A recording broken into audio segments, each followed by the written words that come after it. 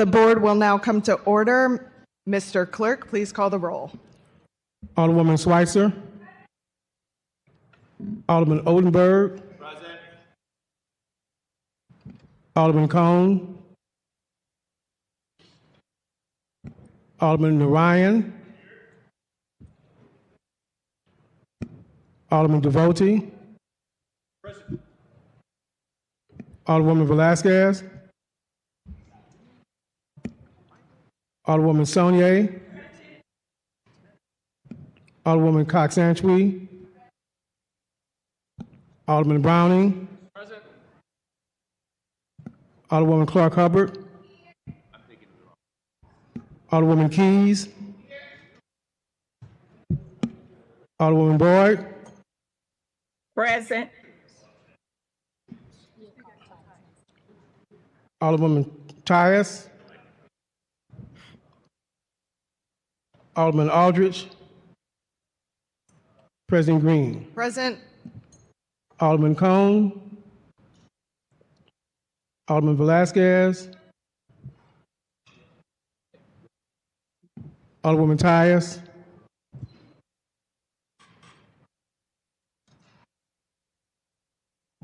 We have 13 present. A quorum being present, we will dispense with line items 3 and 4. Any introduction of honored guests? Any introduction of honored guests? Alderwoman from the 11th.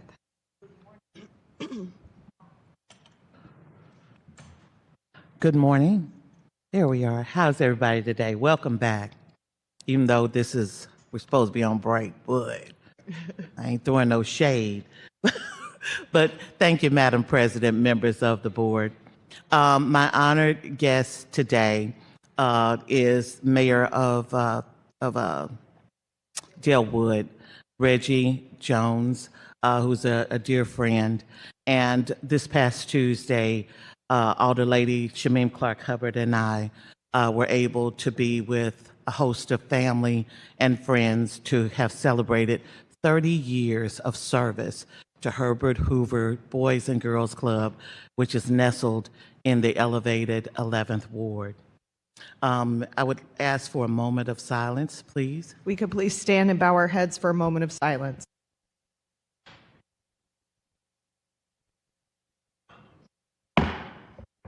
Thank you so much. Additionally, I just wanted to share a bit of great news.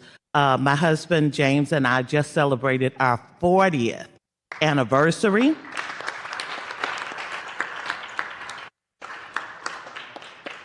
Thank you. 40 years ago, on a Friday, we went to the Civil Courts building, and before Judge Tillman, we got married, and then we went back to work because our goal was to buy a house.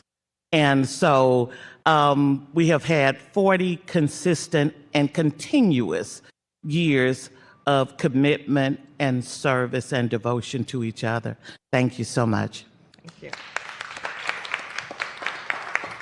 Any further introduction of honored guests? Any further introduction of honored guests? Seeing none, Alderwoman from the 10th, you are recognized on the approval of the minutes from Friday, July 24, 2026. Thank you, Madam President, members of the board. I move that we approve the minutes from Friday, July 24, 2026. It's been moved by the Alderwoman from the 10th, seconded by the Alderwoman from the 11th, that we approve the minutes from Friday, July 24, 2026. Is there any discussion? Seeing none, all those in favor signify by saying aye. Opposed? Motion carries. Report of city officials. Report of the city officials can be found on A, B, C, and D of the agenda and has been placed in the Google Drive for your review.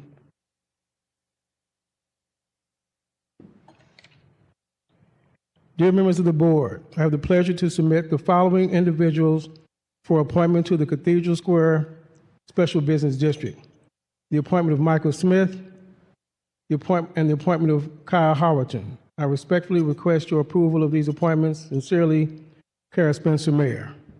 Alderman from the 9th, you're recognized on Mayor Spencer's appointments to the Cathedral Square Special Business. Thank you. I move that we accept the mayor's appointments to the Cathedral Square Special Business District of Michael Smith and Kyle Howerton. It's been moved by the Alderman from the 9th, seconded by the Alderman from the 2nd, that we approve Mayor Spencer's appointments to Cathedral Square Special Business District. Is there any discussion? Seeing none, all those in favor signify by saying aye. Aye. Opposed? Motion carries.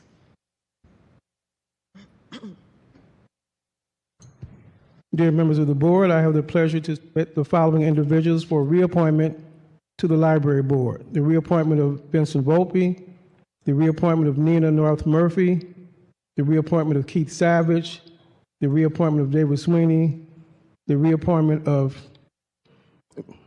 David Sweeney, the reappointment of Keith Savage, the reappointment of Allison Fearing, and the reappointment of John Dubinsky. I respectfully request your approval of these reappointments. Sincerely, Kara Spencer, Mayor. Alderman from the 9th, you're recognized on Mayor Spencer's appointments to the Library Board. Thank you. I move that we accept the mayor's appointment to the library board. It's been moved by the Alderman from the 9th, seconded by the Alderwoman from the 7th, that we approve Mayor Spencer's appointments to the Library Board. Are there any discussion? Seeing none, all those in favor signify by saying aye. Aye. Opposed? Motion carries. Dear members of the board, I have the pleasure to submit the following individuals for appointment to the EQH Market Street Community Improvement District.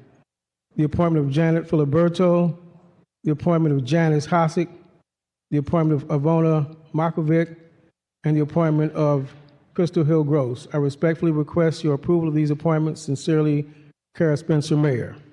Alderman from the 14th, you're recognized on Mayor Spencer's appointments to the EQH Market Street Community Improvement District. Thank you, Madam President, members of the board. I move that we reappoint the members to the that district. EQH Improvement District.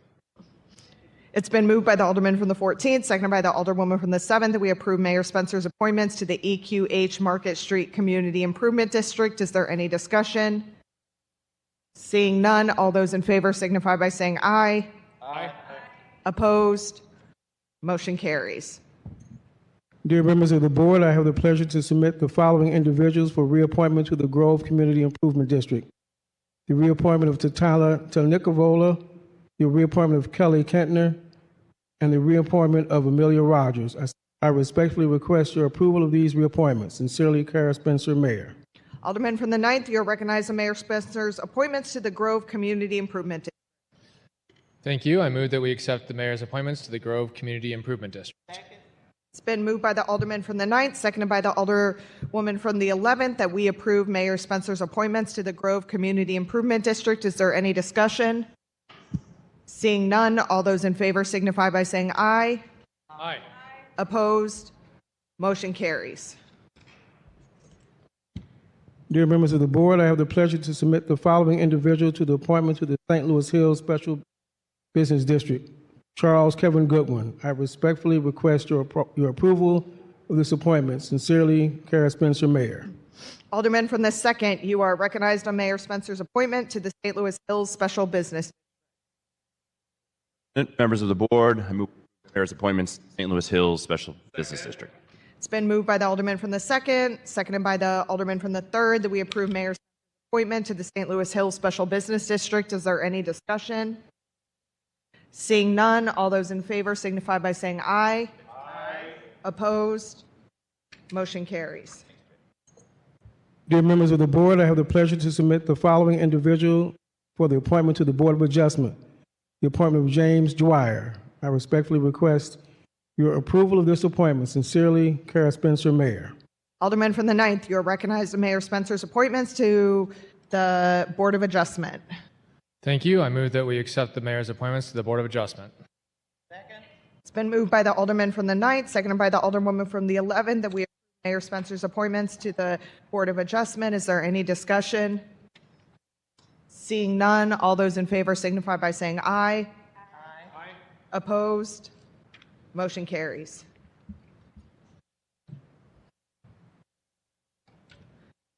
Does anyone wish to take any bills or resolutions off of any of our informal calendars? Alderwoman first. Thank you, Madam President. Members of the board, please take Board Bill 49 as amended on the floor off of the informal calendar and place it on the perfection calendar. Mr. Clerk, please make note of that. Alderwoman noted. from the 7th.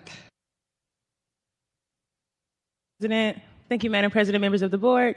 Please take Board Bill 55 off of the informal calendar and place it on the perfection calendar. Mr. Clerk, please make note of that. So noted. First reading of board bills. Board Bill 65, sponsored by Alderman Cone, an ordinance recommended and approved by the Airport Commission, the Board of Public Service, and the Board of Estimate and Apportionment, establishing and authorizing a public works improvement program at St. Louis Lambert International Airport, providing for and consisting of capital improvement projects as more fully described in the attached exhibit entitled FY 2025 Project List, containing a severability clause and containing an emergency clause. Board Bill number 66, sponsored by Alderman Browning, an ordinance recommended by the Board of Public Service for the City of St. Louis, establishing multiple public works and improvement projects for the Cass Avenue Multimodal Corridor Transformation Phase 2, Traffic Management Enhancement Phase 10 on Kings Highway and the Lindell Boulevard Cycle Track within the city, authorizing the city to enter into supplemental agreements with governmental agencies and parties as necessary for the completion of such projects and containing an emergency clause. Board Bill 67, sponsored by Alderman Cone, an ordinance recommended by the Civil Service Commission, amending ordinance number 72150 to provide a new pay grade applicable to the Director of Airports with a specific pay range and with an emergency clause. Board Bill 68, sponsored by Alderman Cone, an ordinance amending Section 18.08.020 of the revised Code of the City of St. Louis to permit the Office of the Mayor to enter in a binding agreement with the Director of Airports for a term exceeding the mayor's term and with the approval of the Airport Commission and Board of Estimate and Apportionment and containing an emergency clause. Board Bill number 69, sponsored by Alderwoman Saulnier, pursuant to ordinance number 70333, as amended by ordinance number 71394, an ordinance directing the Director of Streets to install speed humps to calm the flow of traffic on various blocks throughout the 7th Ward. And this is the extent of the first reading of board bills. Reference to committee of board bills. To the Transportation and Commerce Committee, Board Bills 65, 67, and 68. To the Public Infrastructure and Utilities Committee, Board Bills 66 and 69. This is the extent of the reference to the committees of board bills. Second reading and report of standing committees. We have none. We can dispense with line item 14, report of special committees. We have none. We can dispense with line item 15, perfection consent calendar. We have none. We can dispense with line item 16, board bills for perfection. Board Bill 49, as amended on the floor, sponsored by Alderwoman Schweitzer, President Green, Alderwoman Saulnier, Alderman Browning, Alderman Clark Hubbard, and Alderman Ryan. An ordinance recommended by the Planning Commission amending the zoning code to add section 26.77, creating comprehensive zoning regulations for data centers, approved by the Planning Commission on June 10, 2026, and containing a severability clause. Alderwoman from the 1st, you are recognized on the perfection of board bill 49 as amended. Thank you, Madam President and members of the board. I move to perfect Board Bill 49 as amended on the floor. It's been moved by the Alderwoman from the 1st, seconded by the Alderwoman from the 7th, that we perfect Board Bill 49 as amended on the floor. Alderwoman, you may proceed. Thank you, Madam President and members of the board. Board Bill 49 as amended on the floor in front of us today is the bill that was amended by the Board of Aldermen at our previous meeting where we discussed data center regulations. So what's in front of us today includes all of those amendments we made. The bill in general has gone through many iterations, first coming through the Planning Commission and then coming to us. You all may remember that we first started talking about data centers here at the Board of Aldermen in September when we passed Resolution 111. So this bill is the result of all of the conversations, the dozens of hours of public hearings, the hundreds of comments that have come in the city of St. Louis on data center regulations. this as just for a little bit more context for those of you who are watching who are not as familiar with the process when it is a zoning regulation. We previously amended this bill on the floor of the Board of Aldermen. I put it on the informal calendar. It went back to the Planning Commission to review all of the amendments that were made by the Board of Aldermen. The Planning Commission reviewed all of those amendments and they rejected the amendments made by the Board of Aldermen. For two of those amendments, they rejected them and didn't offer any alternative language. And for one of those amendments, they rejected it but did offer alternative language. So now in front of us today, as this bill is still on the perfection calendar, we have the opportunity to consider those recommendations, to make further amendments to the bill, whether from those recommendations or from our own purview as aldermen to amend a bill. So I do have a few amendments today that I would like for us to consider. These are amendments that I shared with all of you within the last few days so that you could see them, but ones that we have been talking about for a while. So the first amendment is the recommendation that was brought forward by the Planning Commission regarding data center density. So with that, I move to adopt amendment number 1.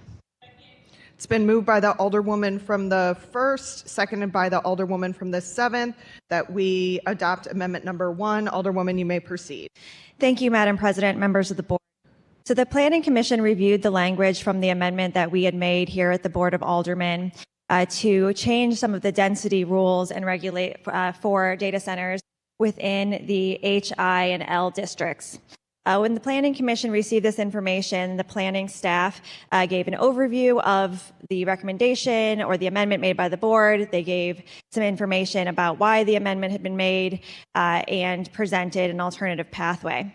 Instead of taking that pathway, the Planning Commission said that they felt comfortable with where the Planning Commission had last landed with this requirement for data center density in the H, I, and L districts. So they recommended that we return to the language as it left HUDs, as it was voted out of the HUDs committee. So that restores the language. That's what this amendment does. It makes it so that in the H, I, and L districts, that within 300 feet of a similar use of data center, that any other data center use can only take up to 30% of that building, and then there is a ground floor activation requirement of 50%. So Amendment 1 is the amendment that restores the language as it came out of HUDs. Happy to take any questions. Any further discussion? Alderwoman from the 8th.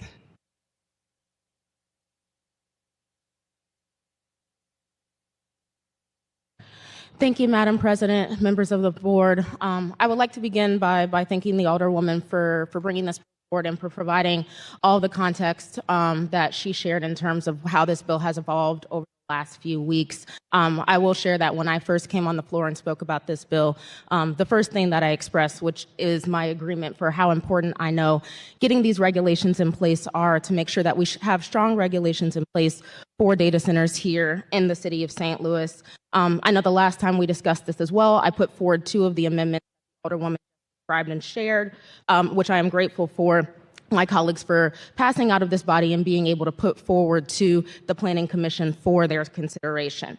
To me, what mattered most is that those amendments identified questions that I felt still had gaps as it related to this bill, and it gave an opportunity for the Planning Commission to consider those questions and provide their feedback on them. I believe that's the responsibility of this body to do, and I'm grateful of that as a legislature did that. I also had the privilege of attending the Planning Commission meeting and listening to the Alderwoman and the members of the body deliberate on those very amendments. Even though as an alderman I wasn't able to speak fully, I did speak as a citizen and had 2 minutes to share my thoughts on those amendments and why I put them forward. I know 2 minutes is not enough to explain something as complicated as what these amendments do. So before I speak on Amendment 1, which the Alderwoman put forward, I did want to add a couple of things that I wanted to share with folks in this room on that day. I believe that there are 2 things that can be true at once. Thing 1, which is that Our environment is definitely at risk as we see the advancement of technology happening throughout the years. We know that there are certain improvements that are going to need to be made to protect our environment. And it's important for us to ask those questions about at what social cost and cost of public good those technological advancements are being made. I also think there's a second thing too, which is that if we keep embracing technology and embracing these new innovations and putting them into areas and communities that have already been disinvested in and are already at risk, what are we doing to help strengthen those communities at that cost? As I listened to our city's discussion, I think one thing became very clear, that we haven't been considering those two things in tandem in the way that I think they should be. One of my amendments, the amendment that we're discussing today, attempted to address that important second point, which is what happens to the communities in which the data centers that we do allow are going to be placed in, especially knowing that so many of those communities have already experienced disinvestment over one year and another. When we talk about density and concentration, it is important to know that when we regulate data centers in a certain area, we are in fact creating density.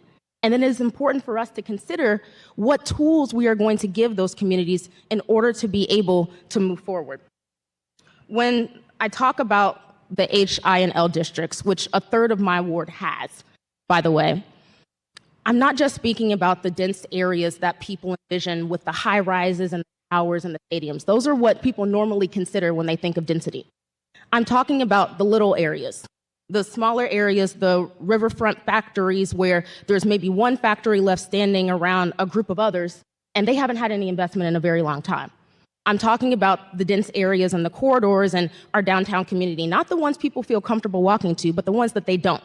The alleyways and back corners and areas where you may not want to make that left because you don't know what's happening. Those are the areas that I'm talking about when we talk about where we're going to be concentrating these data centers. So I think it's important for us to consider not just the first thing, but also the second thing. History's shown us that we've been down this road before. When new industry comes in, sometimes we'll concentrate it in areas that have been forgotten because we want to forget about it. And then sometimes we'll not give those areas the tools that they need to be able to work through that. And then years down the road, we'll ask ourselves, gosh, what happened in that neighborhood? So that's what I'm trying to prevent by putting this amendment forward, making sure that when we talk about density and addressing it, we're also talking about giving the right tools in place to be able to fill in the gaps and give the communities the things that they need to make them better. Two things can be true at once. And so I want to thank the Alderwoman from the 1st, because since that Planning Commission meeting, I know we've had lots of conversations about this very issue. And she's understood why I raised this question and why I wanted to bring this amendment forward. The problem for me with this amendment was never the express thing that it accomplished, but the process we chose and the mindset we chose with which to address it. So what I'm asking my colleagues to do today is to vote down Amendment 1 so that we may consider a second amendment, which is something I worked very closely with the Alderwoman and the Planning Commission staff to bring forward. I believe this amendment addresses the concerns that they raised at the Planning Commission meeting, but it also addresses the point that I had in bringing the very amendment forward. That when we talk about data center density and where data centers are actually going to be, that we give those communities the places that they're still going to remain, the tools that they need to make the improvements that we know they definitely need to see. So I'm asking my colleagues today to vote down Amendment 1 so that we can bring Amendment 2 forward. And I hope that you all will consider supporting Amendment 2, which I think is a fair compromise addressing those concerns and also giving these communities the much needed chance they deserve. Thank you. Alderwoman from the 7th. Thank you, Madam President, members of the board. I just wanted to, for every amendment, I'm going to try to get up on the mic and make sure that I just kind of express what's going through my head and also explain the process a bit. I wanted to just first thank the Alderwoman of the 1st for her work on the bill and also the Alderwoman from the 8th for having lots of conversations. I do think both versions of these amendments represent just continued conversation, and some of my most serious concerns have been mitigated. But firstly, I just want to explain to folks who are watching or in the gallery that right now, all of the amendments that you see in front of us, if I got emails where folks were like, please don't vote these through. So I just want to clarify the legislative process that if we don't vote through any of these amendments today, then that means that the amendments were voted through previously or what stays in the bill. So in regards to this specific amendment, the original amendment that the Alderwoman from the 8th proposed did not have a cap on it at all, and had language around a community benefit that we've been told there are legal concerns about. And so I just want to make it clear that when you see us take this vote, what we are voting on is not what was in the very original bill that necessarily came out of HUD's, but it is on the bill that was the amendments that were made in committee. In regards to these specific amendments, again, it has been a very collaborative process. We have had lots of conversations. I'm still very much going to vote for the first version of the amendment. You know, I think the Planning Commission's concerns are very valid. They are the experts and the professionals. They did still, recommend to vote it down, and even planning staff still did have some concerns, but I think they were trying to thread a needle. So it's definitely my preference that the first one goes through, but I will say that the second one as well does mitigate, some of my concerns. I'm glad to see that it is brought down to the 50% number. I think part of the conversation that we're having here is you're trying to manage, honestly, I think some of the vacancy concerns and consequences that could come from putting a data center within a building and mitigate some of the environmental concerns. And that was what was at the Planning Commission's top of mind. If you watch, they had a very robust discussion, and they talked quite a bit about just the need to want to make sure that they're encouraging actual commercial activity. I would say, too, that I had some conversations with the Alderwoman from the 8th about the opportunity to possibly create a fee that might have incentivized where if you go above 30% there's still a 50% cap, but then that fee could have potentially went to a vacancy fund that we established in the RAM settlement bill. These things run on very short timelines, and so we weren't able to necessarily land at a landmark there. But I'll say for me, that would have been something I preferred. If we were going to go away from 30% and go up to 50%, I would have preferred for the type of exchange, some type of way to enforce that if they go above the 30%, they are encouraged to do that ground level activation that I think is really important. But my fear right now is that there's not really that enforcement in the bill. And so even though we're saying like, hey, you go above 50%, we want you to have this amount of ground level activation, without a fee or any type of enforcement like so many other things in this city, I just don't trust that that's going to be complied with. So, it is my preference today for us to vote through the first round of the version, but I just want to make sure that I'm being as transparent as possible with folks who are watching from home, folks who are in our gallery about this process and conversations that have happened this far, and also go on the record and make, my preferred position clear. Thank you. Any further discussion? Any further discussion? Alderman from the 9th.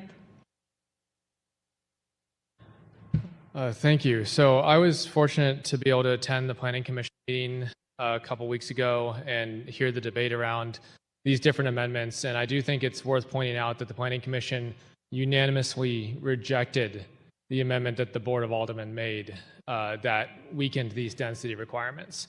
And I think it was really interesting, too, that just last week, this last week, we had an article in the Post-Dispatch talking about how businesses downtown, the ground floor businesses, the activation we're talking about, are struggling because they don't have the office worker rush that they used to have. It's not what's on the ground floor downtown. It's what's in the towers above. And there's not people in the towers above, and that's what's causing the problem with these businesses being able to survive. So I hear the concern about the dark alleys that people don't want to walk down, but if you've walked down Olive, it's a dark alley that has nothing going on because there's no ground floor activation. There's a windowless building that takes up half the block. And just around the corner, there's another data center with all of its windows covered, no activity in or out. People who live next to it say they don't see anyone come out all day. And that is my concern, is that we're creating more vacancy, because what a data center really is it's a vacancy of people. There's not a lot of people who work in these facilities. There's not a lot of people who are going to go out to lunch. They're going to go across the street and eat at Chris's at the Docket, or go down the way and visit Ucraft. They're not going to actually be patronizing the area because they don't work there. Not a lot of people do work there. These are buildings full of machines mostly. And I do recognize the economic benefit.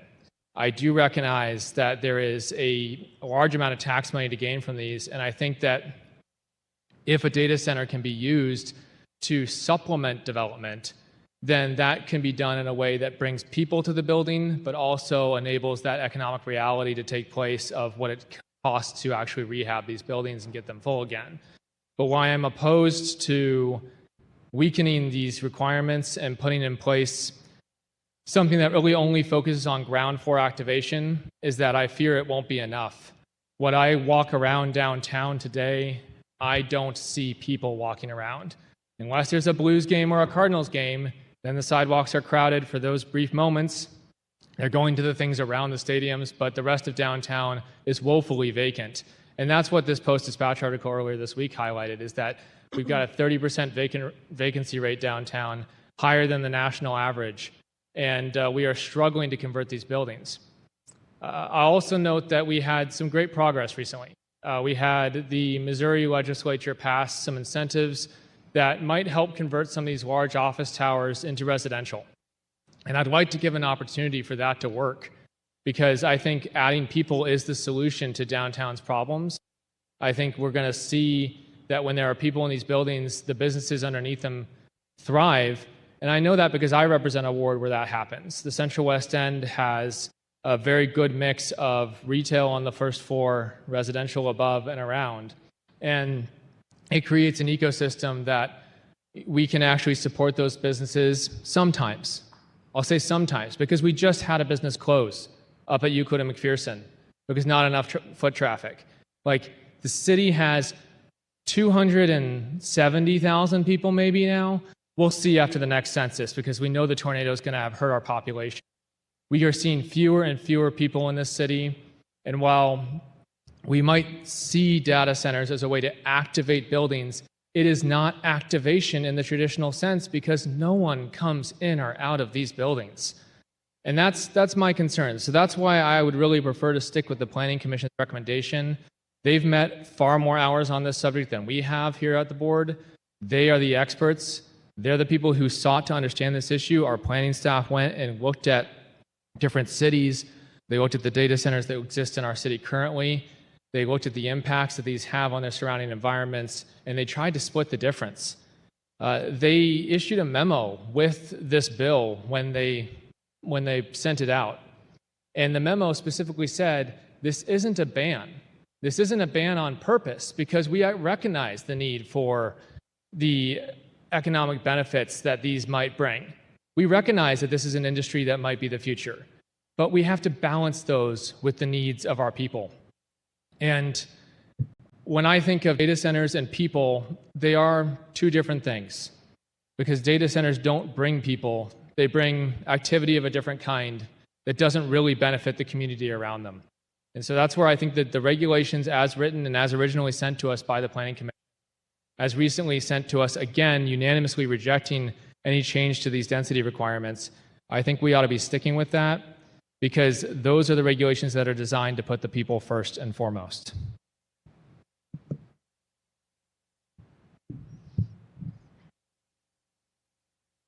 Any further discussion on Amendment 1? Alderwoman from the 1st.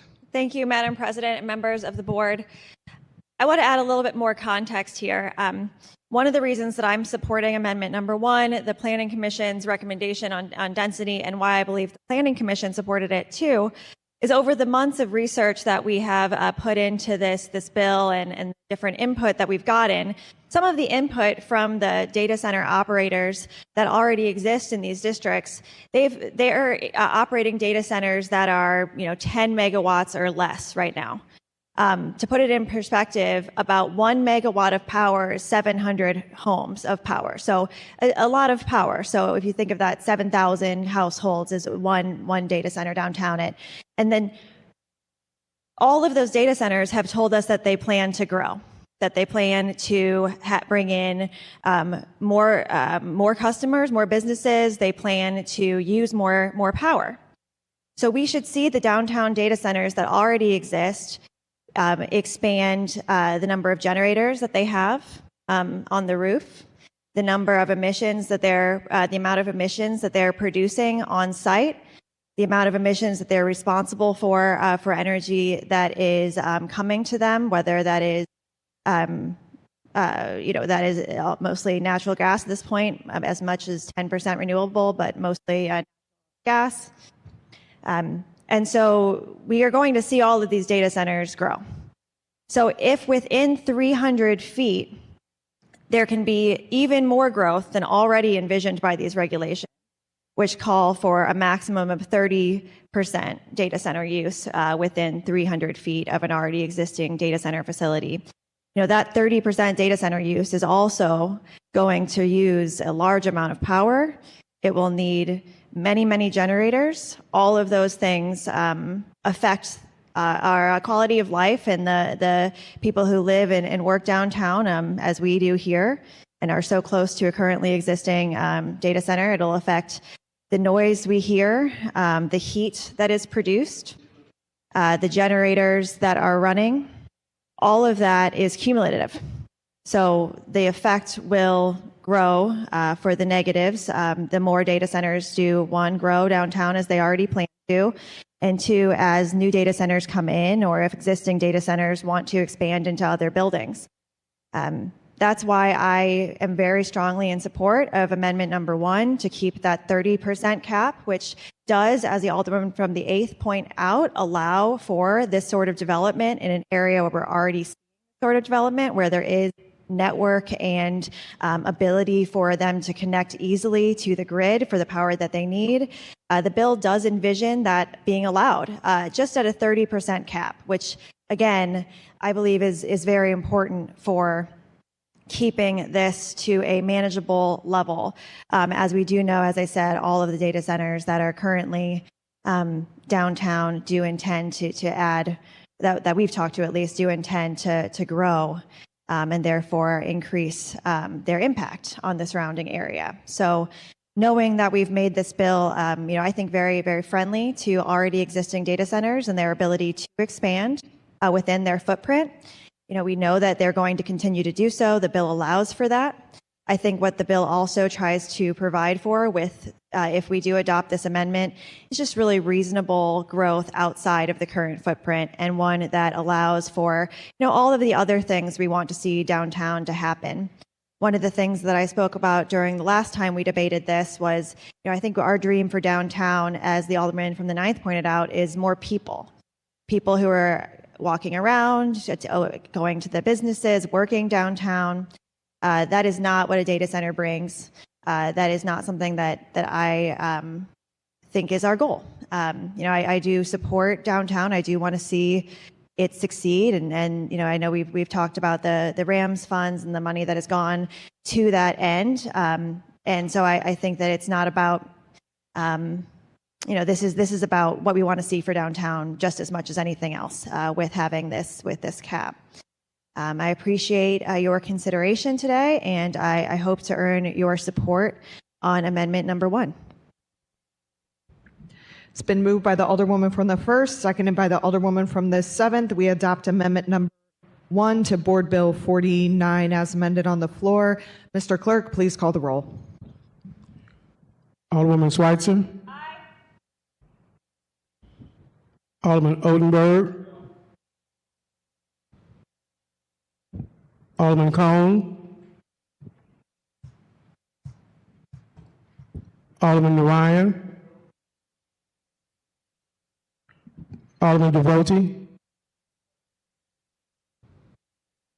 Alderwoman Velasquez. Alderwoman Saunier. Alderwoman Cox-Sanchwe. Alderman Browning. Aye. Alderwoman Clark Hubbard. Alderwoman Keys. Alderwoman Tyus. Alderwoman Boyd. No. Alderman Aldridge. President Green. Aye. Alderman Cone. 4 ayes and 9 noes. 5 ayes and 9 noes. By your vote, you failed to sustain the motion on amendment number 1. Alderwoman from the 1st, you are continued to be recognized. Thank you, Madam President, members of the board. So amendment number 2 represents a compromise language that Alderwoman from the 8th and I worked on to get to some of the concerns that I've brought up about the previous language, the language that's currently in the bill that does allow data centers to get to even to 100% within that 300-foot range. This does create more of a limit by allowing that there is still the 30% cap for 50% ground floor activation, but if the building goes up to a 50% data center use, then it does have to activate at least 75% of the ground floor. So Alderman from the 8th will speak for herself, I hope, but I believe we do think of this as a compromise. And I would ask for you to please support amendment number 2. With that, I move to adopt amendment number 2. It's been moved by the Alderwoman from the 1st, seconded by the Alderwoman from the 8th, that we adopt amendment number 2. Further discussion, Alderwoman from the 8th.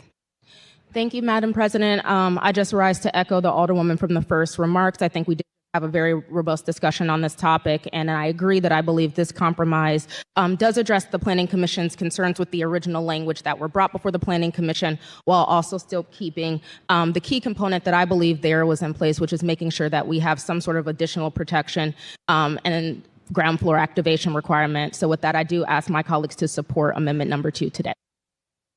Any further discussion? Any further discussion? Alderman from the 9th.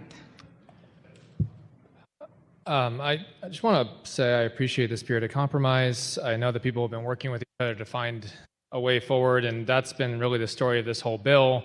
We've compromised a lot on this bill. If you go back and look at all the amendments that have been made, there's amendments that were made in committee that strengthened it. There are amendments that were made at the last full board meeting that weakened it.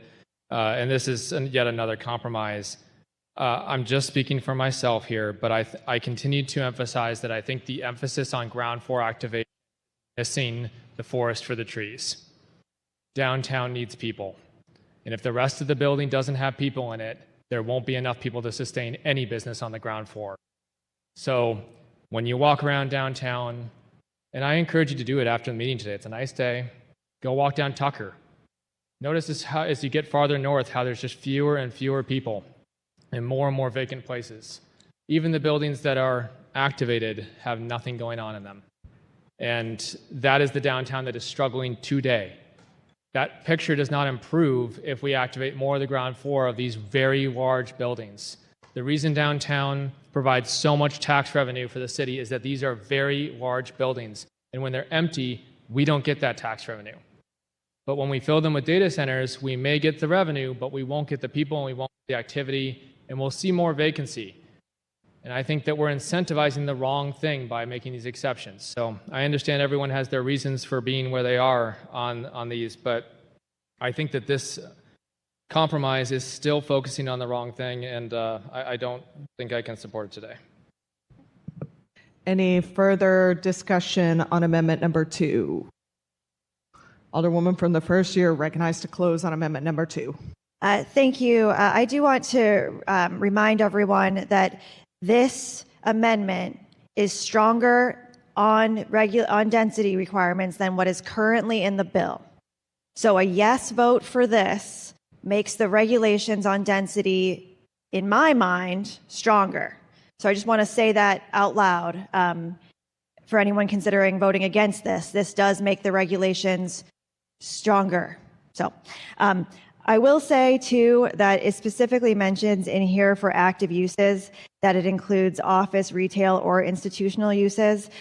So, I would hope that some of those ground floor activations are office, are institutional, are things that do bring people to those first floors. And that it does still retain a 50% cap on data center activation or data center use in the building, which, while it's not the 30% that I voted for just a moment ago, it is I think in a place that we could find a kind of middle ground between what's in the bill now, which would allow up to 100% data center use, and what's in this amendment, which is only up to 50%.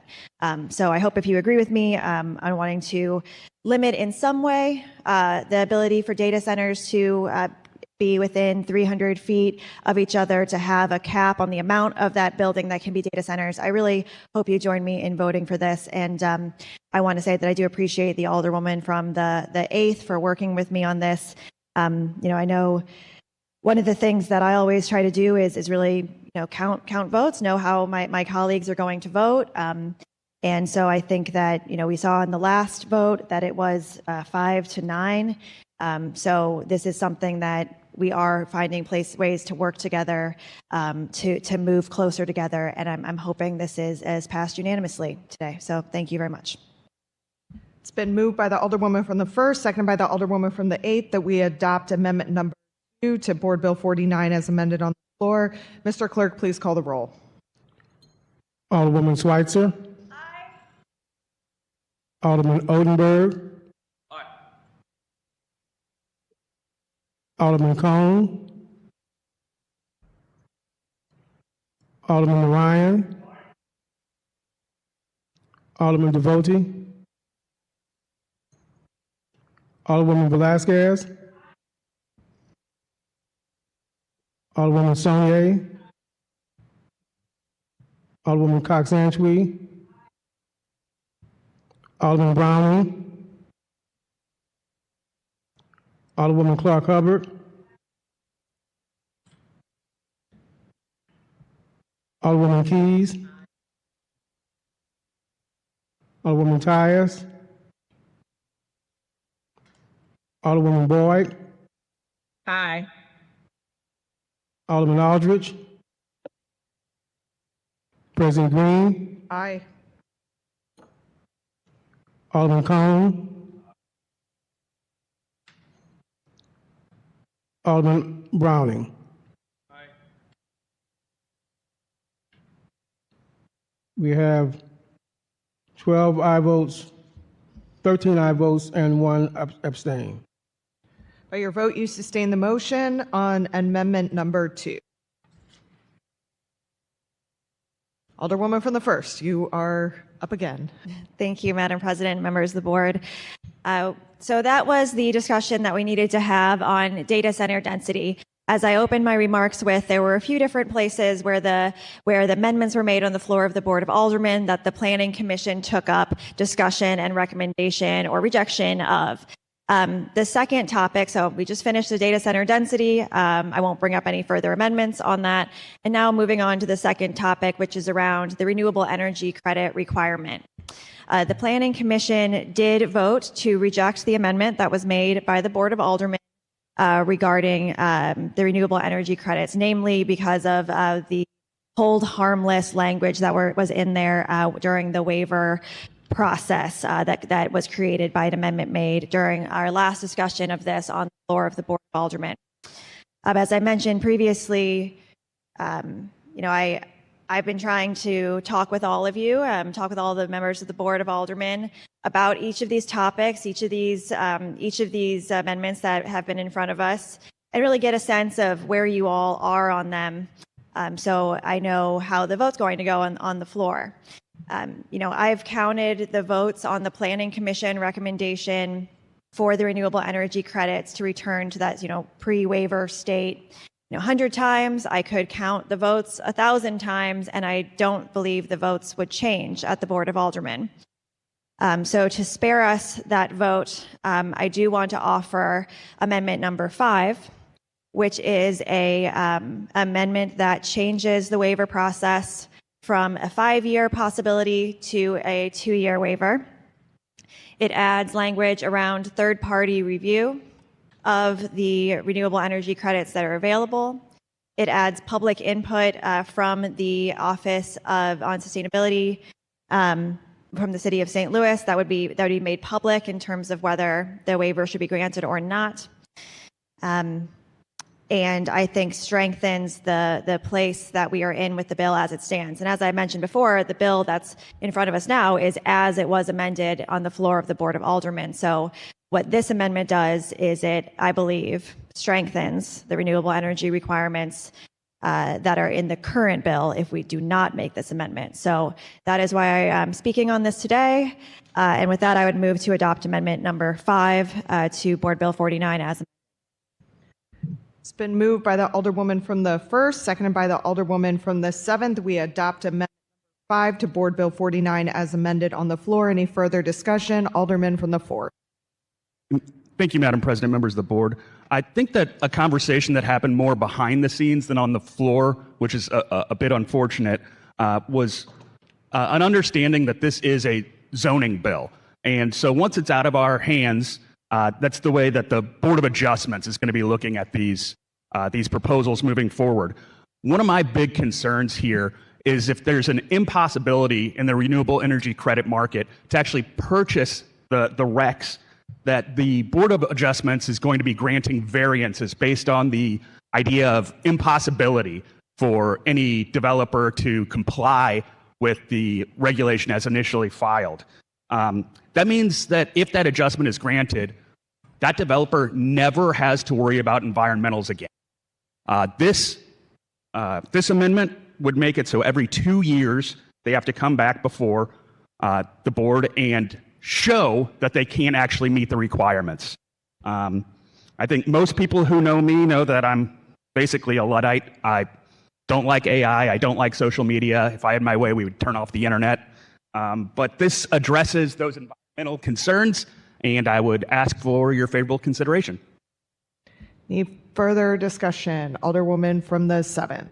Thank you, Madam President, members of the board. So again, what is currently in the legislation, what we voted on last time is a 5-year waiver process. We had very robust discussion, and I actually rose up on the mic and said, hey, I feel like 5 years is too long. I have some other concerns about some of the other processes. And so when we went to the Planning Commission meeting, we had this conversation. Alderwoman Schweitzer and Alderman Oldenburg also had a lot of conversation just to try to find a middle line and figure out like what we can do. I will be honest and say, like, for me, I am not a fan of the waiver process. I do think it's very interesting, as I said, at Planning Commission, that, you know, when the state level board votes to raise Ameren rates, residents don't get waivers when their electricity rates go up. They don't, you know, they get late fees, they get penalties, and then disconnect notices. And so I feel iffy about that, but I just want to explain to the public that the thinking behind this is that when it comes to renewable energy, it may or may not be available. And so there are several stakeholders and colleagues who are just like, hey, you know, should we provide a waiver since the renewable energy may not be available? Again, I think if you're watching the process, like I said, I've had questions about it. I feel just weird about waivers. I feel like a lot of times the things that big level corporate things get, everyday residents don't, so it makes me uncomfortable. However, this amendment that's in front of us, I think is really important because if it stays at the 5 years, one of my concerns is that the renewable energy market changes so much. And so if you give a waiver and then you only say, well, come back in 5 years, there could have been changes and energy could have become available and you wouldn't be able to do that. Then I will also highlight that one of the things that the Planning Commission highlighted is that the way that the amendment language previously was is that if you say, well, we want to do 50 megawatts, Ameren says, well, there's 40 megawatts of renewable energy available. As it was, the amendment was written, you could have still gotten a waiver on the entire 50 because it didn't specify that. And so the language that is in front of us also specifies that the waiver could only be given for, for the energy that is necessary. And so I just want to make sure, as much as I can, I'm explaining some of the differences between the last one and this one. I do think this is much, much better. I think it is a much better middle line. I think that it, in its own way, addresses all of the concerns. Of course, I understand many folks this has been one of the most contentious parts of the bill, but I think that the language that's in front of us is probably about as fair as we can get, given all of the concerns that are out there. And I think for me, I feel really relieved about specifically the 2-year piece because 5 years is longer than an aldermanic term, is longer than a mayoral term, is longer than a senatorial term, is longer than a House representative term. And so I was really uncomfortable with just putting something that long in place. So I am happy that we are moving to the 2-year waiver. We also got a chance with the Planning Commission to talk Rich Bradley serves on the planning commission. He spoke about the role that BPS would play in the process. So that was able to be talked through quite a bit. So I just wanted, again, just as we move through, I'm going to try to get on the mic and kind of share bits and tips of the conversation to explain where we are.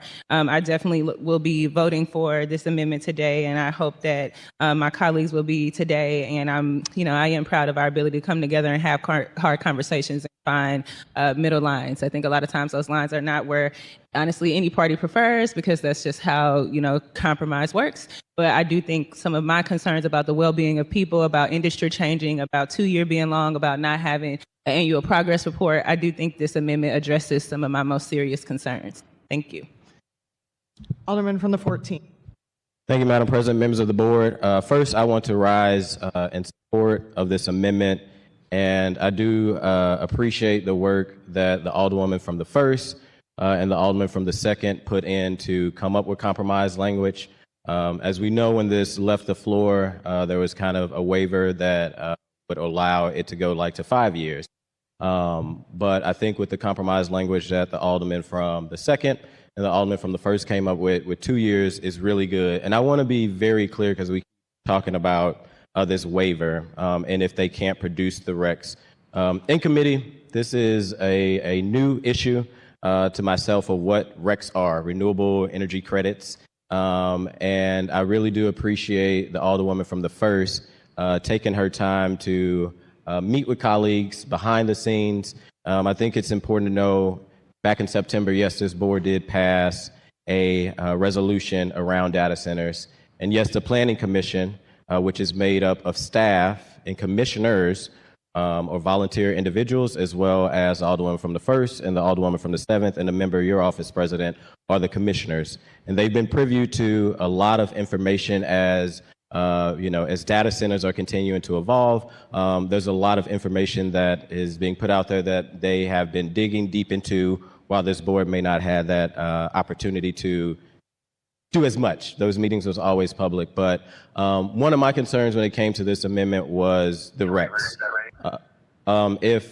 And I think one of the things that came up, if a data center wanted to actually produce renewable recs, the bundled recs, and I think that's important to talk about bundled and unbundled, because I brought this up several times in committee.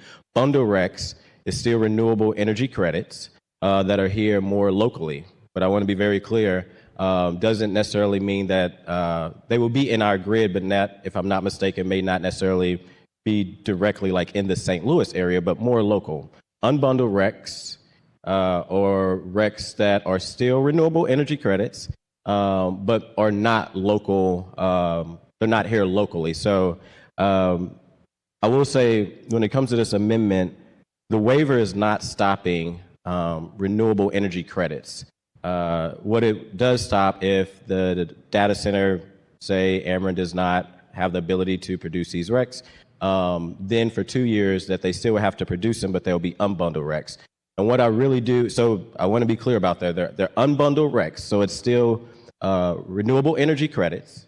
It's just not coming more locally. So there's still some good, clean credits that will be that they will have to abide by. It's just not, if they get the waiver, they'll be unbundled. Also want to make clear, regardless of the waiver, if it's 2 years or come back 4 years or 6 years, after 10 years, regardless, in this bill, after 10 years, all of them have to meet 100% renewable energy. So there is still a lot of, I think, good renewable energy intent in this legislation. I know that the Alderman from the 2nd, which I supported his amendment, was trying to, with the original language, trying to get to a place, if Ameren cannot produce these recs, how do you not penalize individuals? And I think the language between the Alderwoman from the 1st and the 2nd puts it in a better spot, where it's not a long timeline that they have to continue to come back to BPS. But I do want to be very clear that regardless if a waiver is offered, it is still an unbundled rec, which is still a renewable energy credit that they still have to provide regardless. And after 10 years, all data centers will have to meet the 100% threshold of renewable energy credits. So I would ask my colleagues to support this amendment. I think this is a better amendment. And I think, as Alderwoman said, as you're counting votes, I appreciate her leadership in this of actually compromising and working with the alderman from the second to try to make the language better where it still is providing renewable energy credits. It's still going to have to be 100% renewable energy credits after 10 years so that we can continue to try to meet our sustainability goals. So I would ask my colleagues to support this amendment. Thank you. Any further discussion? Alderman from the second. Thank you, Madam President, members of the board. This amendment, I believe, embodies the spirit of compromise. I think it proves that compromise is not a dirty word, that two opposing views can get a little bit more of what they want. And at the end of the day, we are serving the residents of the St. Louis with a future that can involve renewable energy, but also will not punish a sponsor, a risk taker, an investor in the event that they're unable to buy renewable power.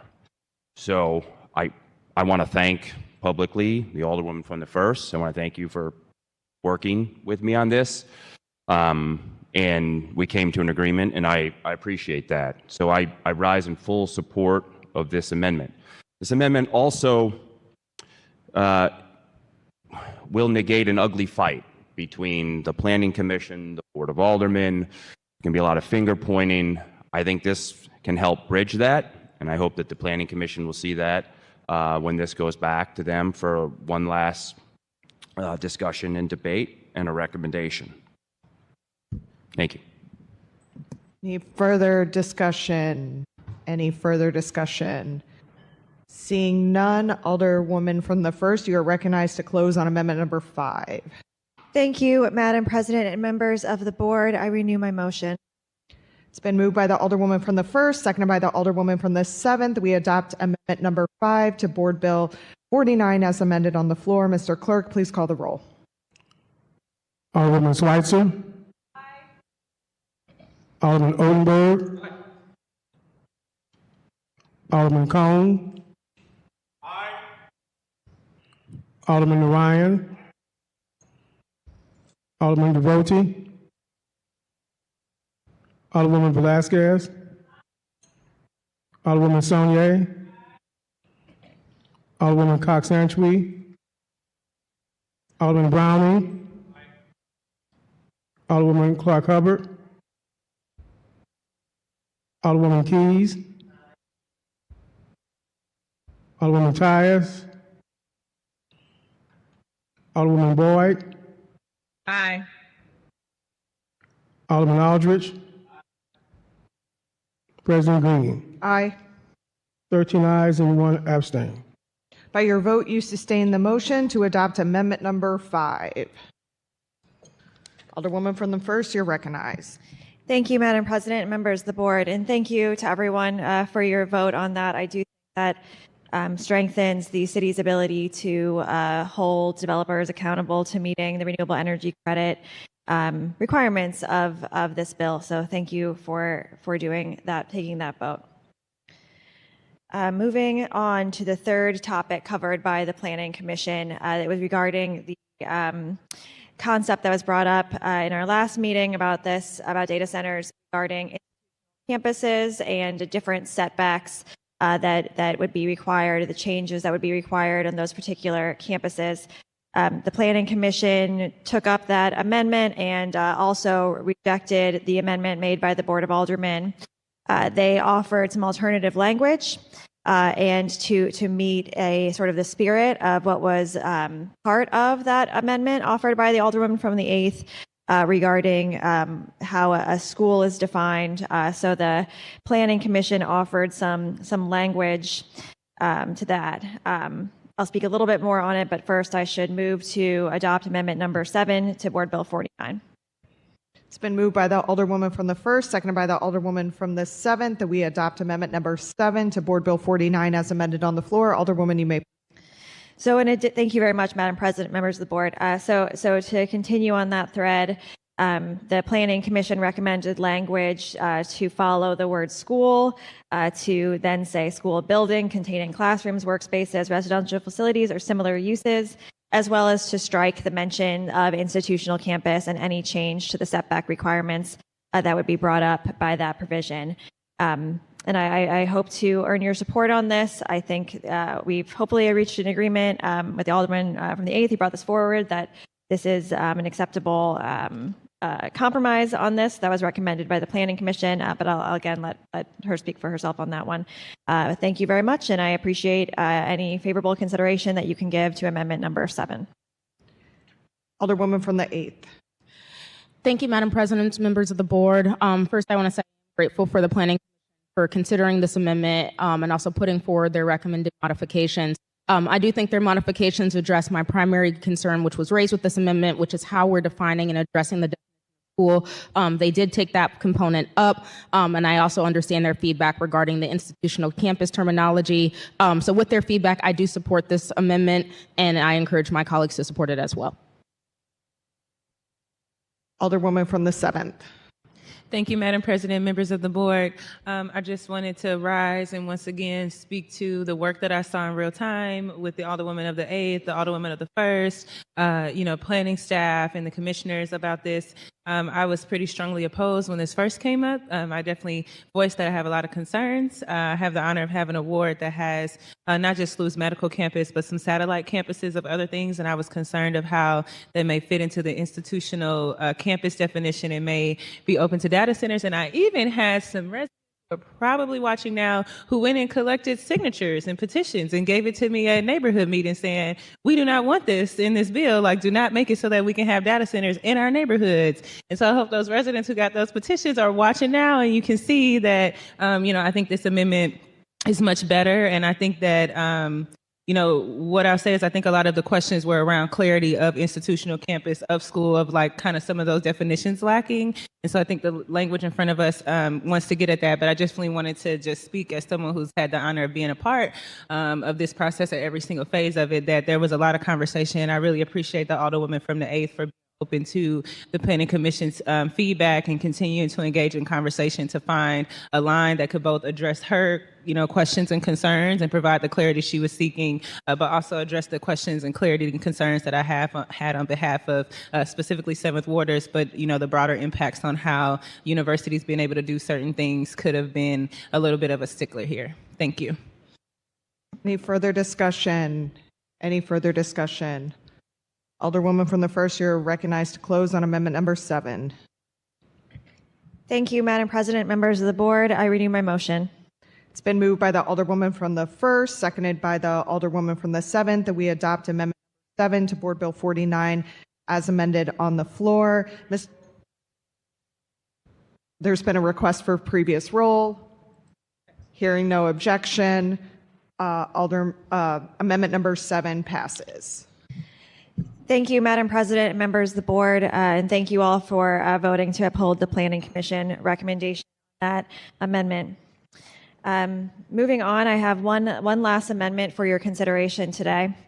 And this amendment is not something the Planning Commission brought up, but is something that came up during the last few weeks of discussion as we've gotten feedback from our community and from each other that we want these regulations to go into place as soon as possible so that we take the city from a place where it is now in an unregulated state with data centers to having these regulations, which I do believe are in as good of a place as we can get them at this moment in time. And so that is to have the addition of an emergency clause, which allows the mayor to act immediately upon the passage of this bill by the Board of Aldermen to sign it and then move up the timeline for the bill going into law. So with that, I move to adopt amendment number 9 to Board Bill 49 as amended. It's been moved by the Alderwoman from the 1st, seconded by the Alderwoman from the 7th, that we adopt amendment number 9 to Board Bill 49 as amended on the floor.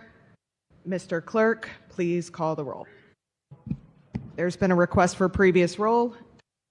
Hearing no objection, amendment number 9 passes. Alderwoman from the 1st, you are now recognized on the perfection of Board Bill number 49 as amended on the floor. Thank you, Madam President. I move to perfect Board Bill 49 as amended on the floor. It's been moved by the Alderwoman from the 1st, seconded by the Alderwoman from the 7th, that we perfect Board Bill 49 as amended on the floor. Alderwoman, you may proceed. Thank you very much, Madam President, members of the board. This process has been months and months in the making, and this step we've taken today to come to, almost unanimous agreement on some of these amendments is a really good step forward, I think. We've had a lot of really thorough conversations among ourselves, with the public, with the members of the Planning Commission, all the people who've been involved. As the Alderman from the 2nd mentioned earlier, because we've made amendments here today, this does trigger, a further review by the Planning Commission. That meeting is scheduled for the Wednesday before our technical return from break on September 11th. So that meeting for the Planning Commission is just 2 days earlier. And at that meeting, the Planning Commission will take up all of these amendments that we made. Of course, it is in their purview to reject these amendments again, or to reject these new amendments, rather, and to offer changes. I have spoken to my colleagues about this already, but I'll just say it again on the floor here. This is the bill that I believe is as far as we're going to get it in terms of the strength of the regulations, what they're putting into place. I believe this is as far as it can go at the Board of Aldermen. And I will make that clear to the Planning Commission. If they reject any of these amendments, that I believe we do have the votes of the Board of Aldermen to override their rejections, which would take 10 votes, which we seem to have here, with these amendments that we just made being over that 10 vote threshold. So that is something that's really important. But because it does have to go back to the Planning Commission, I will put this bill back on the informal calendar so that in our next meeting, I would take it off the informal calendar. We'd perfect it. Ideally, with no further changes from the Planning Commission. I don't think they'll make any. I'm not making any. But let's just... Alderwoman, that's not correct. What's that, Madam President? Sorry, we need to perfect it to be able to do the 3rd read and final passage at the next meeting. I would have suspended the rules to perfect it, and because no amendments were made. We can't suspend between perfection and 3rd reading. It has to be engrossed. Oh, I apologize. Thank you very much for pointing that out. We will perfect, and if we have to go back, I will motion to having voted on the prevailing side and move it back to perfection. I don't anticipate that happening, but just in case there's some crazy thing that happens, which I don't anticipate, I do want to just point out that that is an option. And so I guess for just to close in my remarks, or just to say a little bit more about the bill, I want to thank the planning staff, especially Miriam Keller and Alicia Russell, for all of the work that they put into this, the hours and hours and hours that they poured into this bill, and the amount of time and effort that they put into making sure that we had the best possible product in front of us today. I think that we are very close here. So I look forward to perfecting this bill today, the discussion that will take place in the Planning Commission, and coming back before you all on September 11th, the 3rd read, and finally pass this bill. Thank you. Any further discussion? Alderwoman from the 7th. Thank you, Madam President, members of the board. I just wanted to just kind of put the whole thing in context. I just want to make sure, the thing that I will be saying to residents and constituents as I move about is just reiterating that, I think Board Bill 49 is something to be celebrated. I think that having this conversation, we are one of the first cities in the nation to have this conversation in a serious way. Many other municipalities have done moratoriums, which means you don't have to get into the nuances and get into the weeds of renewable energy or water usage or electric consumption or electromagnetic grids, or I have a whole data center vocabulary term in my head that I did not have 10 months ago. But what we've done, even though it has been difficult and there's been all types of unprecedented twists and turns, these regulations are going to be some of the strictest regulations that we have in the entire country. And that's a fact. You can pull this up and you can compare it to what other folks have. Other folks either have no regulation or they have a moratorium. I think that this legislation passing is essential for our city. I think that it does make us a trailblazer. I think that it does, in as much as possible, find a middle line. And I think that the amendments we made today do center a bit more on the well-being of people and balancing them with the economic interest. And I think that, every member of this body, every member of the president's office, the mayor's office, planning staff, and also all of the residents, you guys have shown up throughout this process so much to so many meetings, hours and hours and hours and hours long. And you guys are, you're not getting paid. This is a complete side project, but you have stuck in there for all of the 8 or 10 months that we've been having this conversation. I know specifically Seventh Waters, baby, I can't go to the grocery store and y'all don't stop me and ask me, what's going on with the data center bill?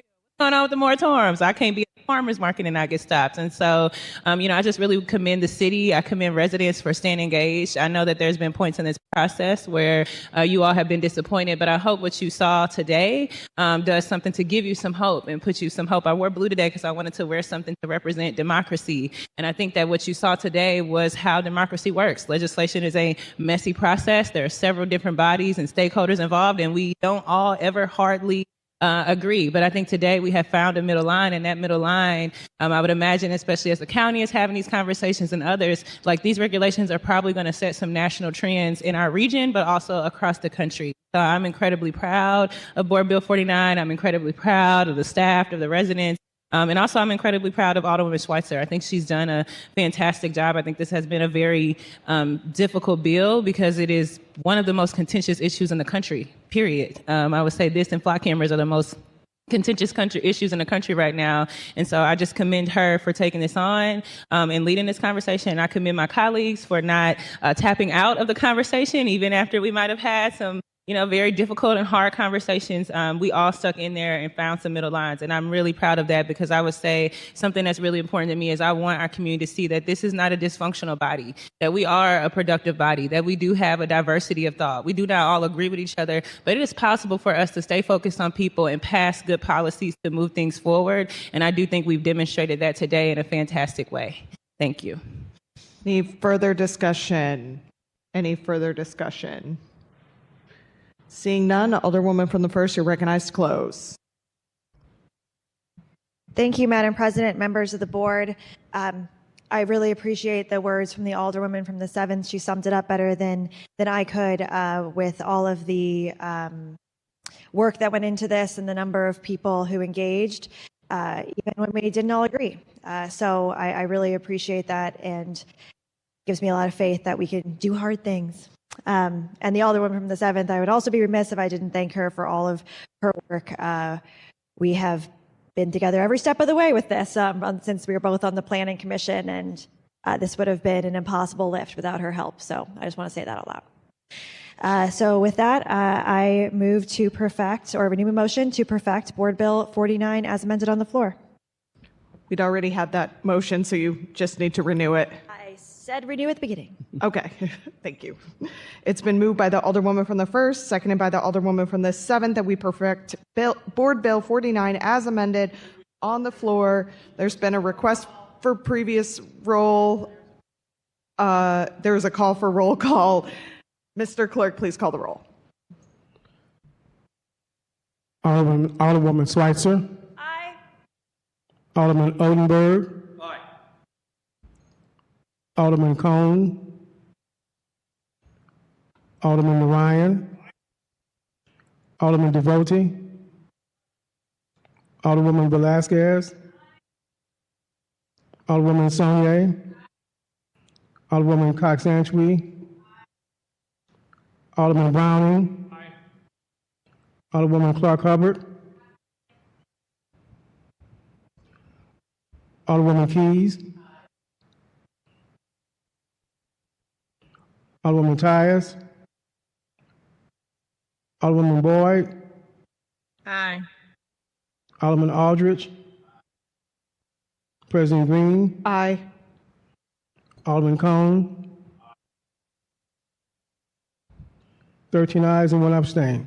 By your vote, you sustain the motion from the Alderwoman from the 1st to perfect Board Bill 49 as amended on the floor.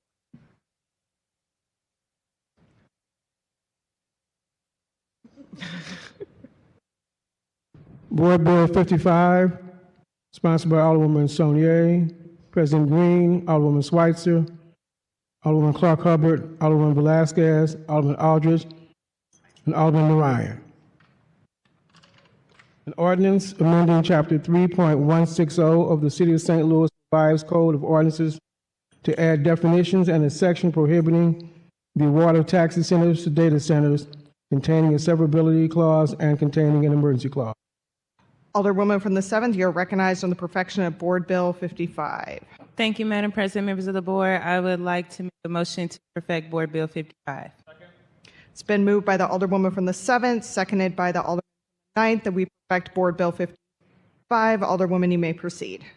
Thank you, Madam President, members of the board. Board Bill 55, a very simple explanation is basically it just puts into ordinance that no data center can receive any local tax incentives. That's probably the simplest way that I can explain it. This has come up over and over again. We're in the beginning of our, HUD's conversations, but this bill moved very, just a little bit quicker than the bill that we perfected prior to this. But this bill needed Board Bill 49 to kind of be perfected first. They have to move in tandem because it pulls the definitions of data centers and some of the other things from there. And so this is just a proactive manner of just making it clear to the public. Obviously, if the argument for data centers is that they're going to be these great revenue makers and make us a lot of money, then there's no point to giving them any incentives because we want all those dollars to be coming into the city. Again, we don't have control over state boards or any other entity that might grant incentive to data centers, but this legislation would make it so that by city law you could not give an incentive, a local tax incentive to a data center. Thank you. Any further discussion? Any further discussion? Seeing none, Alderman from the 9th.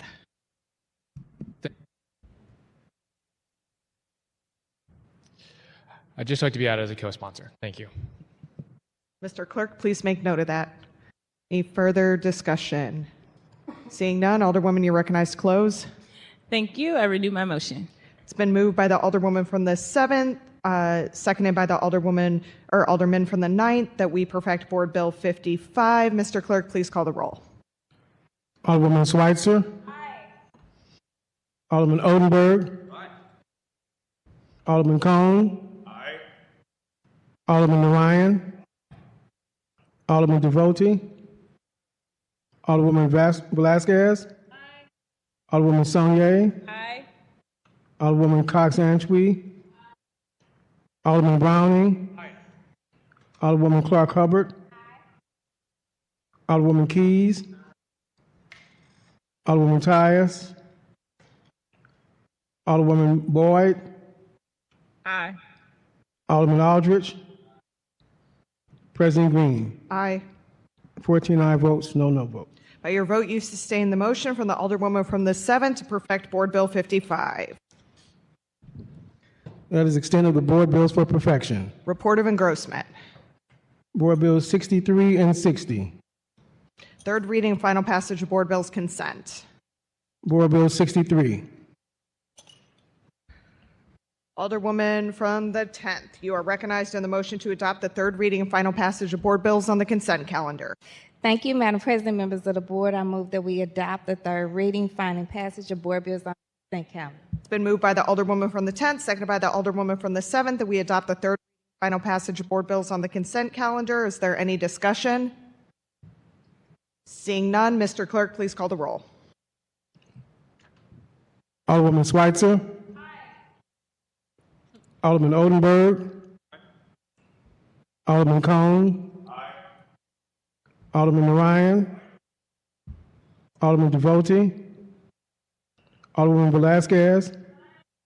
Alderwoman Saunier. Alderwoman Cox-Antwi.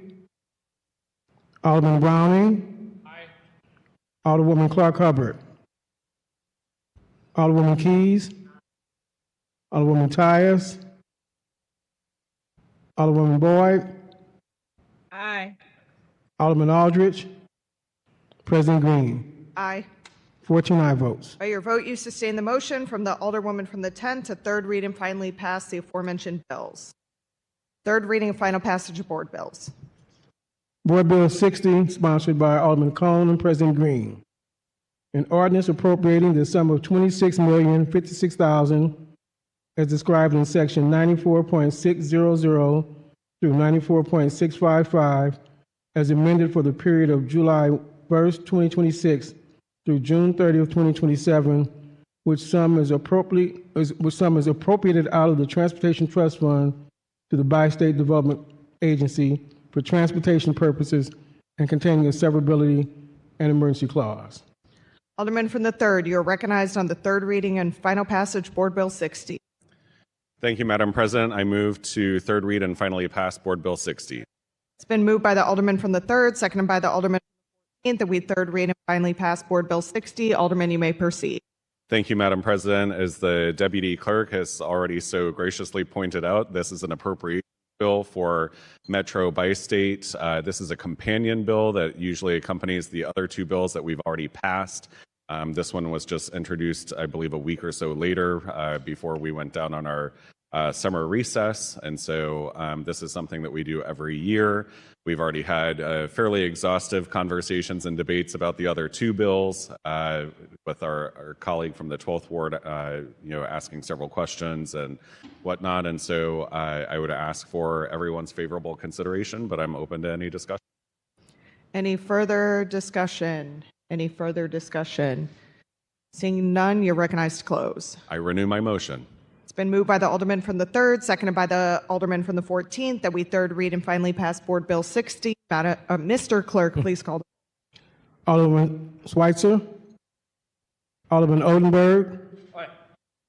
Alderman Cone. Aye. Alderman Ryan. Alderman Devotee. Alderwoman Velasquez. Alderwoman Saunier. Alderwoman Cox-Answee. Alderman Browning. Alderman Clark Hubbard. Alderwoman Clark Hubbard. Alderwoman Keys. Alderwoman Tyus. Alderwoman Boyd. Aye. Alderman Aldridge. President Green. Aye. 14 aye votes. By your vote, you sustain the motion from the Alderman from the 3rd to third read and finally pass Board Bill 60. Reported the finally passed and signed by the President. Board Bill 63 and Board Bill 60. All other business being suspended, the President shall in open session affix her signature hereto to the end that these may become law.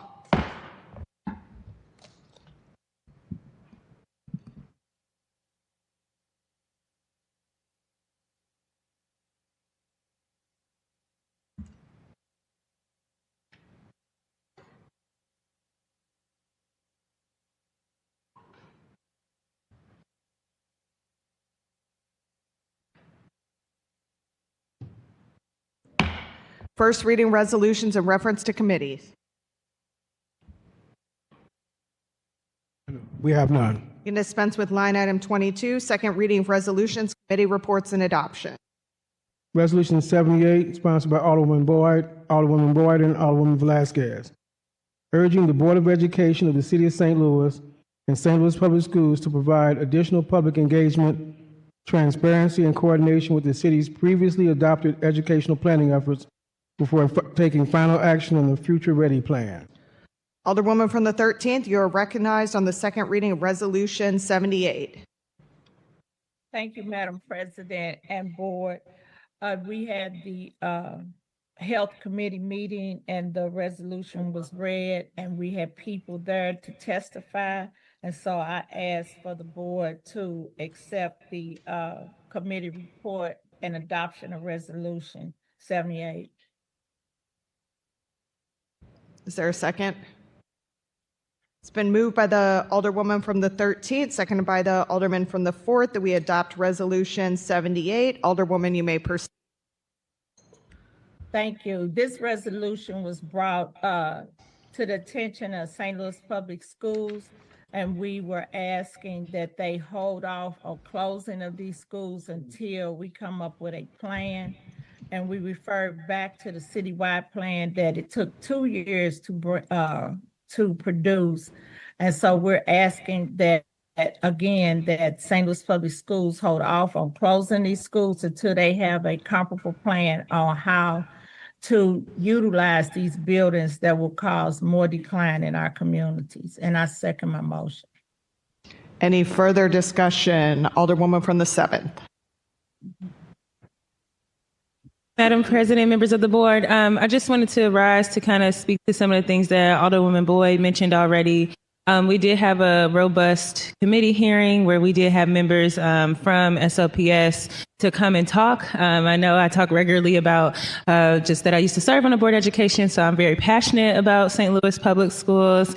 And I think that this resolution has kind of already, some of the things that are within it have kind of actually already happened. The SLPS Future Forward Plan, they are actively just changed the list of schools that were set to close. They have pushed their timeline back and basically made an acknowledgement of some of the things that are being asked for in this resolution, that there are some additional community conversations and dialogue and engagement that needs to happen and to take place. And so I just wanted to rise in support. And I want to also just go on a record and say that I think that we need to do this a lot more. I think that we don't talk enough about what is going on in our public school district. I'm amazed at the amount of families and folks who actually have children within SLPS who still don't even recognize that there are, maybe 20 to 27 schools that are on the closing block. And I think one of the things that we can do as the Board of Aldermen to be supportive is doing resolutions, having committee hearings.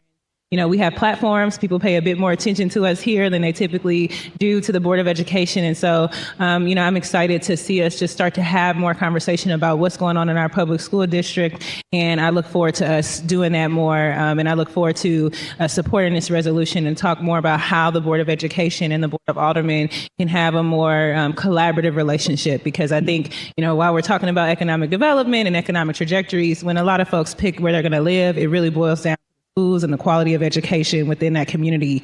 And so I think it's very tied together. Thank you.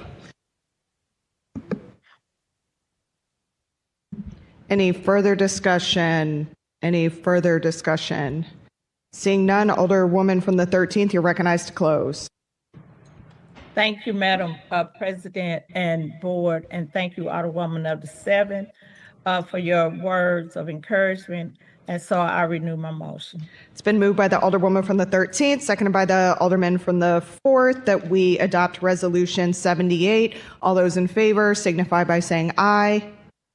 Opposed? Aye. Motion carries. Second reading, resolutions, committee reports, and adoptions. I would entertain a motion that portions of the meeting be closed to the public under the of Section 610.0213 in order to permit the members of the committee to discuss matters related to the hiring, firing, disciplining, or promoting of employees of the Board of Aldermen. We need a so moved. It's been moved by the Alderman from the 4th, seconded by the Alderwoman from the 7th, that we go into closed session. Mr. Clerk, please call the roll. Alderwoman Schweitzer. Alderman Odenberg. Alderman Cone. Alderman Ryan. Alderman Devote. Alderwoman Velasquez. Alderwoman Saunier. Alderwoman Cox-Antwi. Alderman Browning. Aye. Alderwoman Clark Hubbard. Aye. Alderwoman Keys. Alderwoman Tyus. Alderman Boyd. Aye. Alderman Aldrich. President Green. Aye. 12 aye votes. By your vote, you sustain the motion. If we could please vacate the chambers, everyone with the exception of Philip can stay.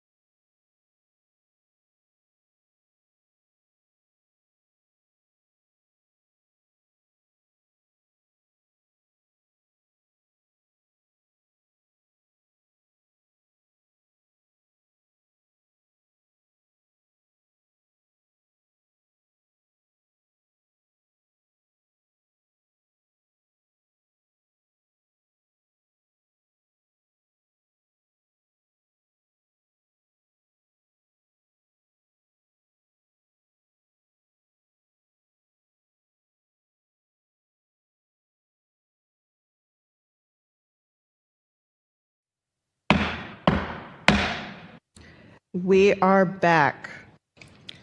Alderwoman from the 10th, 11th, you are recognized on the motion to suspend the rules for the purposes of introducing Resolution 93. Thank you again, Madam President, members of the board. I move that we suspend the rules to introduce courtesy resolution 93. It's been moved by the Alderwoman from the 11th, seconded by the Alderman from the 14th, that we suspend the rules for the purposes of introducing Resolution 93. This is a non-debatable motion. Mr. Clerk, please call the roll. Alderwoman Schweitzer. Alderman Odenberg. Alderman Cone. Aye. Alderman Narayan. Alderman Devoti. Aye. Alderwoman Velasquez. Alderwoman Saunier. Alderwoman Cox Antwi. Alderman Browning. Alderwoman Clark Hubbard. Alderwoman Keys. Alderwoman Tyus. Alderwoman Boyd. Aye. Alderman Aldrich. President Green. Aye. 14 aye votes. By your vote, you sustain the motion. If you could please place Resolution 93 at the end of the courtesy resolution calendar. So noted. Alderwoman from the 10th, you are recognized on the motion to adopt the courtesy resolution consent calendar. Thank you, Madam President, members of the board. I move that we adopt the courtesy resolution consent calendar. It's been moved by the Alderwoman from the 10th, seconded by the Alderwoman from the 7th, that we adopt the courtesy resolution consent calendar. Is there any discussion? Alderman from the 9th. Thank you. Could I please be added as a co-sponsor to Resolution 92 for Reggie Jones? Mr. Clerk, please make note of that, and if you could also add me as well. Alderman from Thank you. 14th. Could we get that in banked? Yes, I think the Alderman from the 14th is just about to make that motion. Thank you, Madam President, members of the board. First, before I make the motion, I'm going to speak on it. I just want to send, my condolence to the family of Mr. Jones, who is the mayor of Dalewood, and honestly to that community. When you speak about leadership, when you speak about how to lead in a way that I think has never been led before, just always people-centered, you don't really find that too often in politics.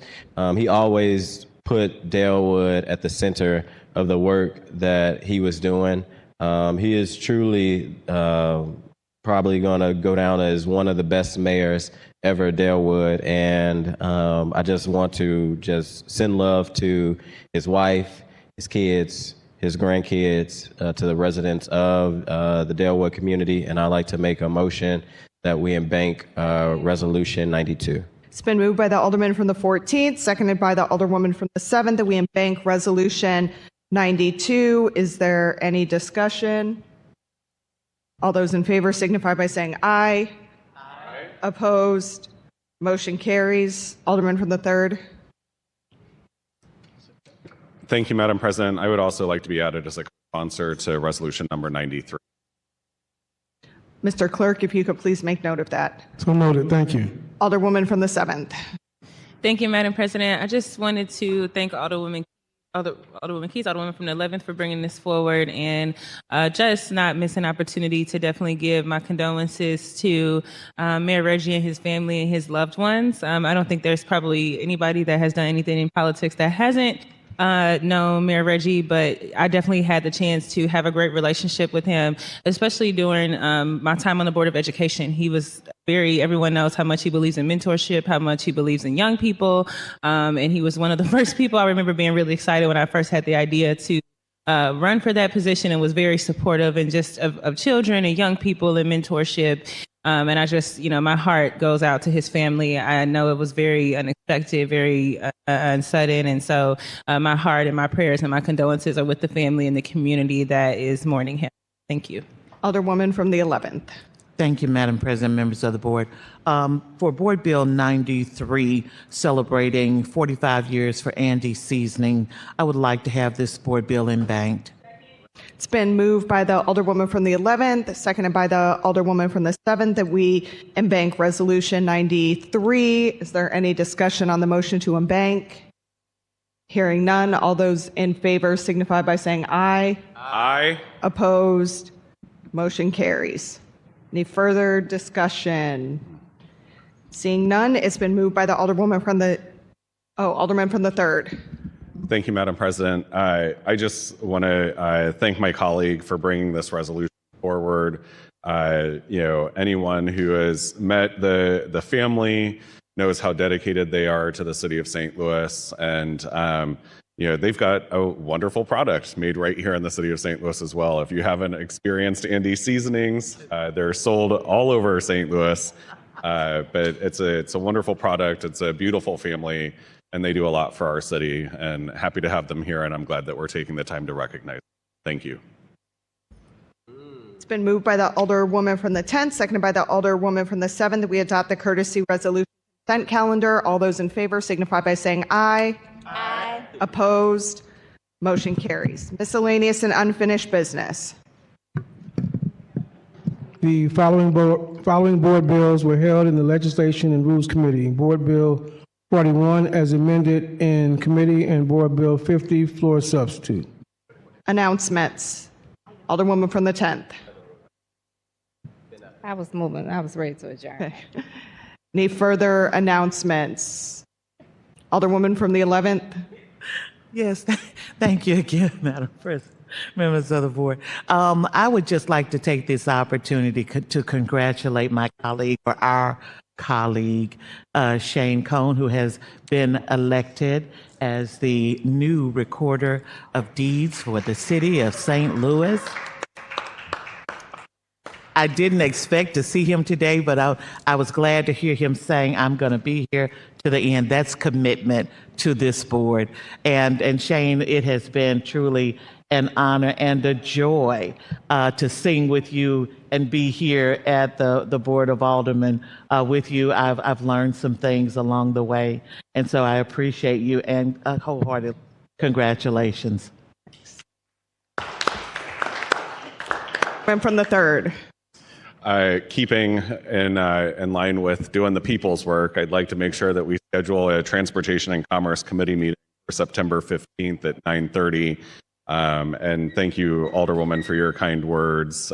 Still have an election in November, so just throwing that out there. But the work is still to be done, and I'd appreciate it, Mr. Clerk, if you could please add the TNC meeting to the calendar for September 15th. Will do. Thank you. Alderwoman from the 6th. Thank you, Madam President. I'd just like to announce we are having a special listening session tonight at Power Creative. It will be how folks want to see the city prioritize street repair. It's part of a pilot project with streets, so it will be at Power Creative at 3221 Oak Hill from 6:30 to 8 p.m. tonight. So if you'd like to talk about potholes on a Friday night, please join us. Alderman from the 14th. Thank you, Madam President, members of the board. I also would like to congratulate Mr. Good Deeds on getting past the hump this past election for Recorder of Deeds. Alderman Cohn has, I think, a very trailblazing story, especially for the LGBTQIA community, being the very first openly LGBTQIA plus member at the Board of Aldermen, and now the first citywide. Continue to break down barriers, continue to show that representation matters. I know him as my fairy godmother, so I am taking applications for a new fairy godmother at this Board of Alder, but it has been truly an honor. He's not going anywhere no time soon, to just honestly learn from him and have his support on so many good things. I want to say congratulations to that. I also want to introduce and have everybody welcome, as of just a few minutes ago, my new legislative assistant, Dominic Lewis, in the back. Make them feel very welcome. And lastly, if we could also take a moment of silence for the great late Dolly Parson, who also passed. She's done a lot of great work. One of the biggest things that she really pushed was making sure that children, had free books to be able to read. Some would also say she was a mini drag queen herself, but just a legend. So if we could take a moment of silence for the loss of Dolly Parson and her family. If we could all please stand and bow our heads for a moment of silence for Dolly Parton.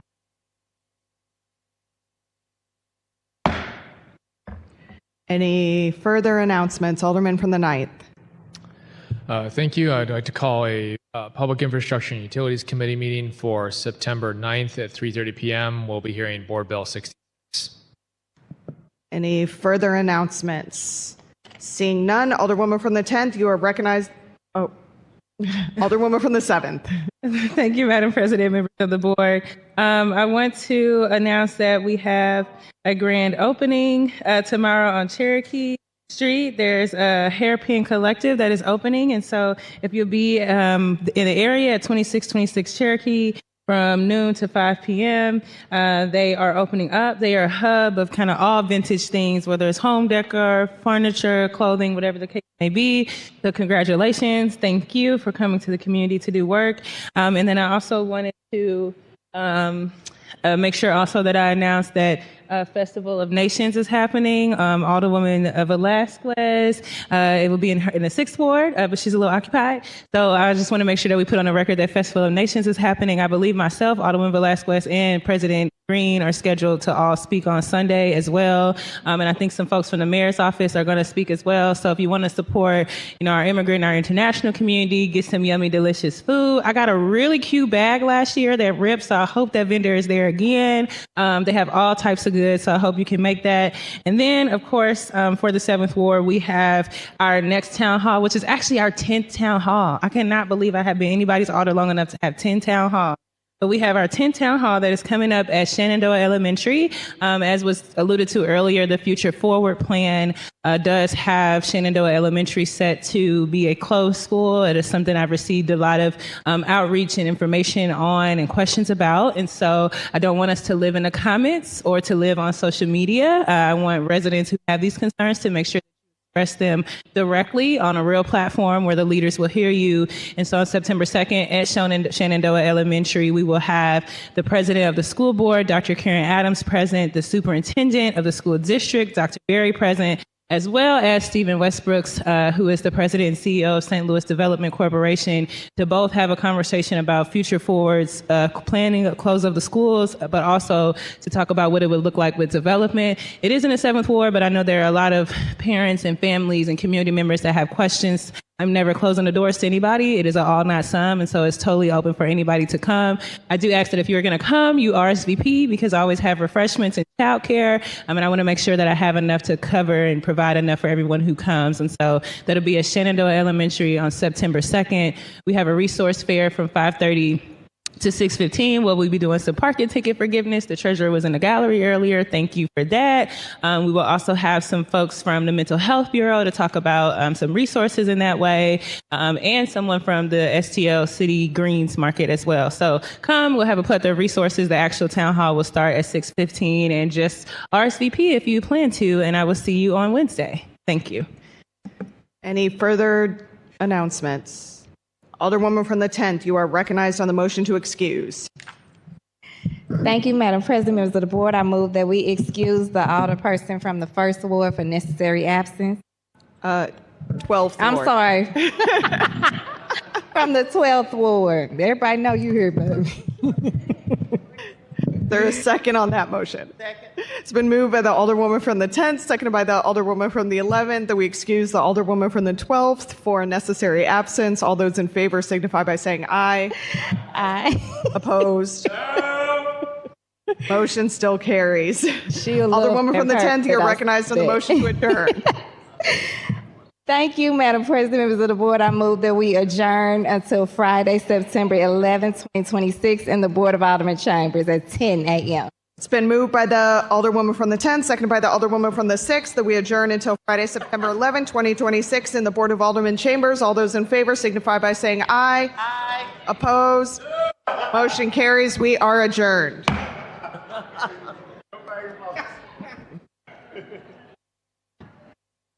tell Darian I said hi.